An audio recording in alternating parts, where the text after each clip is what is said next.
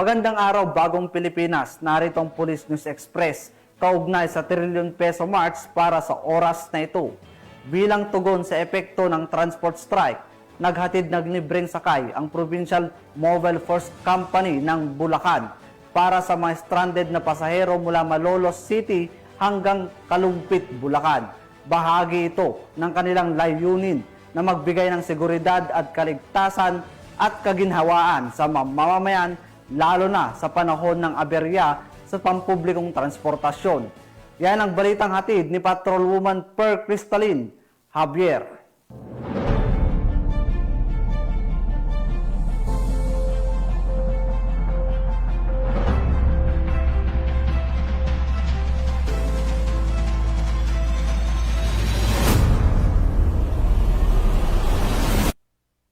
Ng libreng sakay ang mga tauhan ng Bulacan First Provincial Mobile Force Company upang matulungan ang mga mamamayang naapektuhan ng transport strike sa kahabaan ng MacArthur Highway mula Malolos City hanggang Kalumpit, Bulacan. Ang nasabing inisyatibo ay isinagawa sa pangunguna ni Police Major Norheda G. Usman, Officer in Charge ng Bulacan First PMFC. Bahagi ito ng patuloy na pagtupad ng kapulisan sa kanilang tungkulin bilang katuwang ng publiko, hindi lamang sa pagbibigay ng seguridad kundi maging sa paghatid ng agarang serbisyo, lalo na sa oras ng pangangailangan.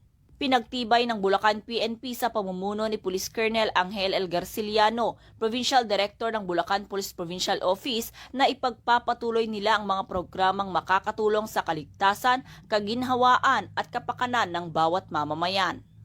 Mula dito sa Bulacan Police Provincial Office, ako ang inyong PNN Correspondent, Patrolwoman Per Cristalin Javier, alagad ng batas, tagataguyod ng Balitang Pulis. Maraming salamat, Patrolwoman Javier. At para sa iba pang napapanahong balitang pampulisya, laging tumutok sa Police News Network.